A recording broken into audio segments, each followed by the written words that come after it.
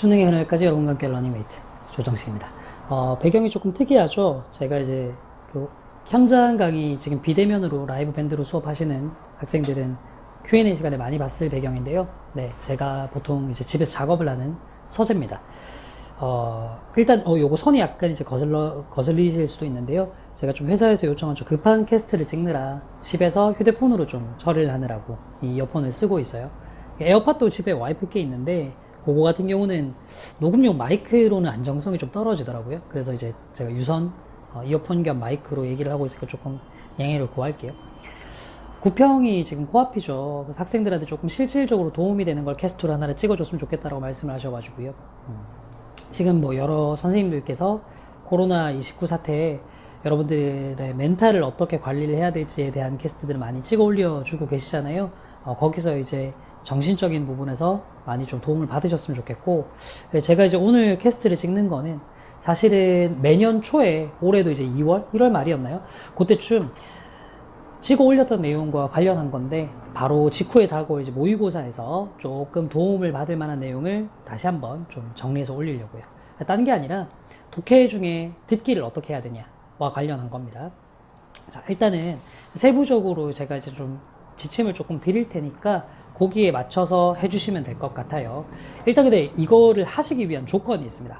첫 번째, 무조건 듣기는 거의 고정 만점이 나오는 학생들이 이걸 하셔야 됩니다. 그러니까 애초에 듣기도 만점이 아닌 학생은 이거 안 하시는 편이 나아요. 그러니까 여러분들의 생각이랑 다르게 듣기가 사실은 독해에 비해서 점수를 올리기가 훨씬 더 쉬운 영역입니다. 수능에서 실제로 이제 난이도를 생각해보면 듣기가 훨씬 더 쉽기 때문에. 근데 생각해보면 듣기의 배점이랑 독해의 배점이랑 대부분의 문제는 2점, 간혹 가다가 이제 3점 문제 배점 있는 거, 이것도 똑같단 말이죠. 그러니까 일단은 듣기부터 확실하게 만점을 받도록 하세요. 그리고 듣기가 만점인 학생들만 제가 지금 드리는 말씀을 좀 그대로 따라와 보시면 됩니다.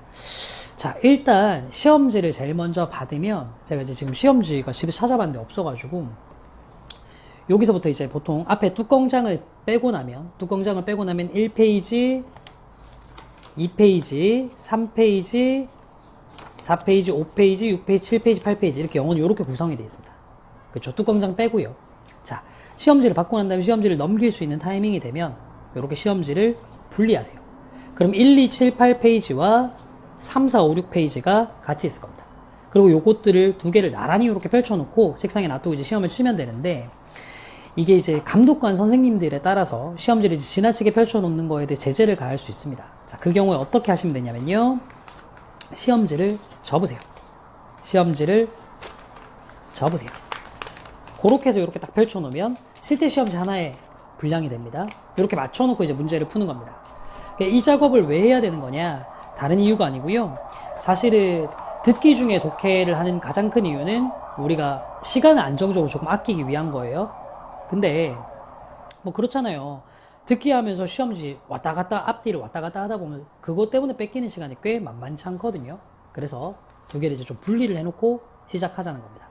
자, 그러면 요거 이제 분리해 놓으셨을 때 사실은 어떤 그림이 돼야 제일 예쁘냐면, 잘 들어보세요.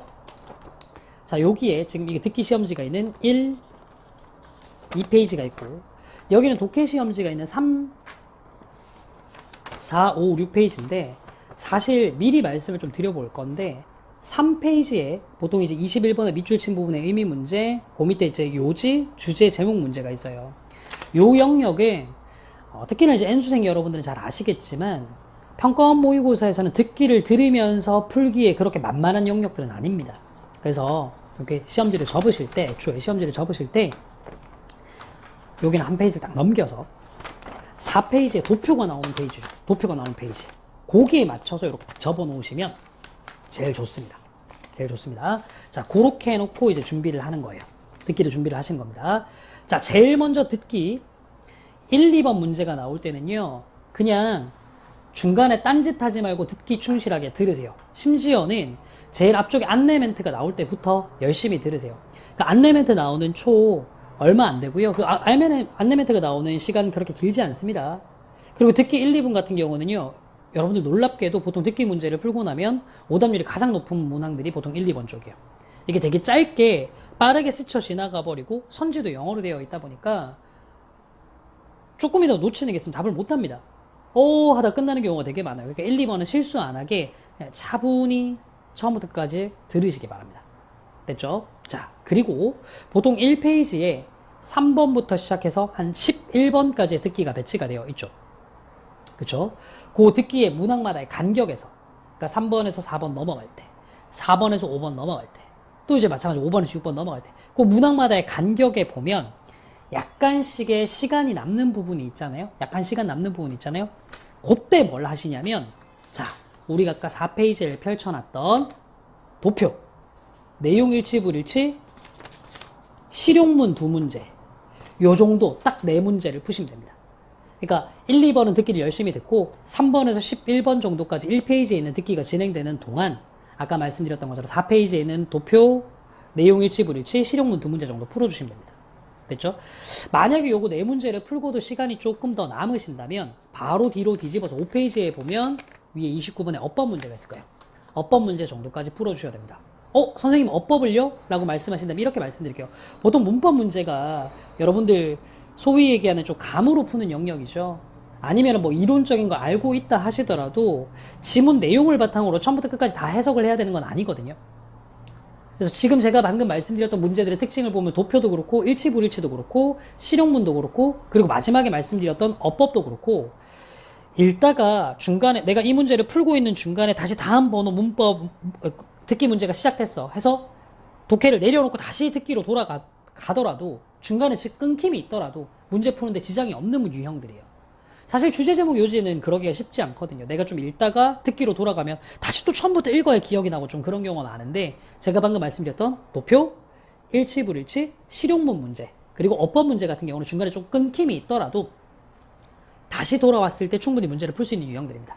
됐죠? 그러니까 맥시멈 5문제 문법까지 포함해서 혹은 미니멈 4문제 정도를 1페이지의 듣기가 여기 1페이지의 듣기가 끝나는 동안 해내시면 완벽합니다. 자, 그리고 이제 듣기가 2페이지로 딱 넘어가죠. 그럼 여기 이제 2페이지의 듣기는 어떻게 좀 진행을 해주시면 되냐면 여기 듣기를 옆에 진행을 하는 동안 옆에 18번의 글의 목적, 19번의 분위기 심경, 20번의 필자의 주장 정도까지를 듣기 중에 풀어주시면 됩니다. 그러니까 12번에서 16, 17번 사이사이의 간격의 그걸 풀어주시면 돼요. 됐죠? 특히나 18번 글의 목적이나 분위기 심경 같은 경우는 뭐 특별히 글의 반전이 없이 쭉 이어지는 경우가 많기 때문에요. 정답이 딱 나왔다 싶은 순간 빠르게 쓱 정답만 확인하고 넘어가서 다시 듣기에 집중하기도 좋습니다. 사실 필자의 주장 문제도 그렇게 간단하게 풀리는 경우가 많고요. 그렇죠? 그래서 이렇게 해가지고 18번, 19번, 20번까지 듣기 중에 처리하시면 깔끔합니다. 됐죠? 자, 근데 마의 영역이 있어요. 요 듣기를 푸는 동안에. 이게 뭐냐면 실제로 정답률이 낮진 않지만 여러분들이 조금 힘들어할 수 있는 13, 14번, 15번인데요. 얘들 같은 경우에 조금 짜증나는 게 뭐 어떤 대화에 이어서 맨 마지막 응답으로 적절한 것을 물어보는데 그 응답 자체가 선지가 영어로 되어 있어요. 요거요. 미리 좀 읽고 그 다음에 시간이 남을 때 옆에 독해 문제를 푸셔야 됩니다. 내 말 무슨 말인지 아시겠죠? 왜냐하면 듣기 중에 막 시간 부족해버리면 이걸 못 읽는 경우가 있거든요. 그래 버리면 안 되죠. 다시 한번 말씀드립니다만 듣기는 항상 만점이라는 걸 전제로 깔고 우리가 지금 이 전략을 써야 되는 거기 때문에요. 됐죠? 13번, 14번, 15번 읽을 때는 다시 한번 얘기하지만 미리 좀 읽고 선지부터 먼저 좀 읽어놓고 듣기를 들읍시다. 그리고 문제 간의 간격에서 시간이 조금 남으면 18, 19, 20번을 푸는 겁니다. 여기까지 됐죠? 자, 그리고 대망의 16번, 17번인데요. 이 친구들은 문제를 2번 들려드립니다. 근데 이제 듣기를 만점 받는 분들은 아시겠지만 웬만한 경우라면 16번, 17번은 처음에 듣기를 들을 때 문제를 다 완벽하게 풀 수 있어요. 2번째까지 안 가도 되는 경우들이 많거든요. 그래서 이렇게 말씀을 좀 드릴게요. 자, 2번째의 듣기가 나오는 동안 그리고 듣기가 나온 다음에도 사실은 16번, 17번은 굉장히 시간이 길어요. 16번 한 다음에 또 한글 문제 읽어주고 문제 풀 때까지 기다려주고 17번 한 다음에 또 한글 문제 읽고 문제 풀 때까지 기다려주고 그거 다 끝나고 나면 이제 듣기 문항이 끝났습니다. 18번부터는 문제지 지시에 따라 이 안내 멘트까지 굉장히 길단 말이죠. 그렇게 16번, 17번을 2번째 들려드리는 시간부터 듣기가 끝날 때까지 사실 귀에 막 굉장히 많은 소음이 들어오다 보니까 독해에 집중하기가 쉽지가 않습니다. 그때 어떻게 해주시면 되냐면요.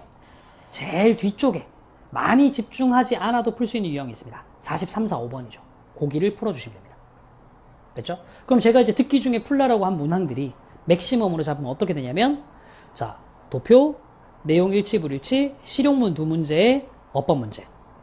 그리고 18, 19, 20번 문제, 마지막 장문 독해 세 문제까지 총 11문제가 풀려 있게 됩니다. 그러면 이제 생각해보면 아시겠지만, 듣기가 끝나고 난 다음에 보통 한 23분에서 25분 정도 지났다고 쳤을 때 45분 정도의 시간이 남는데, 넉넉 잡고 45분 정도의 시간이 남는데 그 안에 28개의 독해가 아니라 11문제는 풀어놓고 17개 정도의 독해만 풀어야 된다면, 그러면 이제 이거는 좀 해볼 만한 싸움이 되는 거죠. 45분 동안 17문항이면. 그죠? 왜냐하면 그렇게 됐을 때 단순 계산으로 해봤을 때 한 문제당 2분 혹은 좀 어려운 문제 3분 정도 투자하더라도요, 시간 충분할 거거든요. 모든 문항에 3분을 투자할 건 아니니까. 무슨 말인지 아시겠죠? 자, 지금까지 말씀드렸던 거 이제 다시 한번 정리를 한번 해볼게요. 일단 9평 때부터 당장 써먹을 수 있는 방법이긴 합니다. 됐죠? 다만 첫 번째 조건이 있었죠. 듣기는 다 만점 받는 학생들만 이 방법을 사용할 것. 됐죠? 그래서 제일 먼저 우리 뭐부터 하기로 했습니까? 시험지를 딱 받자마자 낱장으로 분리. 그리고 옆에 독해 문제를 풀 시험지는 3페이지가 아니라 4페이지가 제일 앞으로 나오도록 배치. 그 다음 시험지를 반으로 접어둔다. 됐죠? 그리고 1, 2번 듣기를 할 때는 듣기에만 빡 집중. 됐습니까? 그 다음 3번부터 11번 정도까지의 듣기를 할 때 듣기 문항 간의 간격에서 뭘 해주시면 되냐면 4페이지에 있는 도표, 일치불일치, 실용문 두 문제, 조금 더 시간 남으면 어법 문제까지 5문제를 풀어주시면 됩니다. 그리고 2페이지로 넘어갔을 때요, 자, 13번, 14번, 15번 문제 같은 경우는 선지가 영어로 되어 있으니 문항 풀기 전에 선지부터 먼저 살짝 읽어주시도록 하고, 그리고도 시간이 조금 남으면 문제의 간격에 바로 2페이지 옆에 있는 18번, 19번, 20번 문제를 직접 풀어주시면 됩니다. 됐죠? 그리고 16번, 17번까지의 듣기를 두 번째 들려주는 순간부터 듣기가 끝나는 구간까지 조금 남는 시간 있잖아요. 그때 43번, 4번, 5번 문제를 풀어주시면 됩니다. 됐죠? 자, 제가 지금 이거 캐스트를 찍는 날짜가 9월 10일. 아마 이제 이걸 회사에서 인코딩을 해서 올리면 9월 11일 날 올라가게 될 건데, 모의고사 때까지 한 3일, 4일 정도의 시간이 남습니다. 주말, 토요일, 일요일, 월요일, 화요일 한 4일 정도가 남네요. 요때 한 4일 정도 동안 요렇게 듣기 중에 독해 문제를 푸는 걸 연습을 한번 해보세요. 요새 유튜브에 보면요, 수능 영어 듣기라고 파일을 치면, 검색을 해보면요, 영어 듣기 파일이 다 올라와 있더라고요. 오케이? 그걸로 파일을 들으면서 시험지를 출력해놓고, 혹은 뭐 시험지를 이렇게 저같이 이제 패드 같은 거 있는 분들은 평가원에서 다운받아서 직접 이제 왔다 갔다 하는 거 연습을 해보시는 것도 방법입니다. 됐죠? 반드시 시험장 들어가기 전에 한두 번 정도 연습을 거쳐서 가시면 좋아요. 수능 들어가기 전까지는. 그리고 그 방법을 9평에서 먼저 한번 써먹어 보는 겁니다. 9평에서 괜찮으면 이거 수능까지도 끌고 가는 거죠. 됐죠? 자, 9월 평가 모의고사까지가 얼마가 안 남았습니다. 제가 9평 대비 캐스트 지난번에 이제 굉장히 짧게 찍어놓고 시험장에 가지고 들어갈 수 있을 만한 예열 지문 드렸는데요. 그거 말고 추가로 듣기와 관련한 꿀팁을 조금 드리고 싶어서 이렇게 드렸습니다. 됐죠? 자, 다시 한번 말씀드리지만 지난 9평 관련한 캐스트에서도 말씀을 드렸지만, 9평이라는 게 사실은 어마어마하게 중요한 시험은 아닙니다. 이게 수능이랑 직접적인 상관관계가 있는지 없는지도 뭐 명확하게 데이터상으로 밝혀진 바도 없고요. 다만 어쨌든 수험생 마음은 그렇잖아요. 지금 당장 눈앞에 있는 시험은 일단은 잘 치고 보고 싶은 게 어떤 수험생이든 공통으로 가지고 있는 마음이니까요. 그걸 위한 팁을 조금 드렸어요. 자, 시험 전에 듣기 반드시 준비하고 가서 듣기 만점과 동시에 듣기에서 독해 문제 좀 풀어서 시간을 아끼신 다음에 9평에서 좀 좋은 결과를 얻으실 수 있으셨으면 좋겠습니다. 됐죠? 자, 급하게 캐스트를 찍었는데요. 도움이 좀 많이 되셨으면 좋겠네요. 다음번에도 또 좋은 캐스트 내용으로 여러분들 만나 뵙도록 하겠습니다. 자, 지금까지 조정식이었습니다. 감사합니다.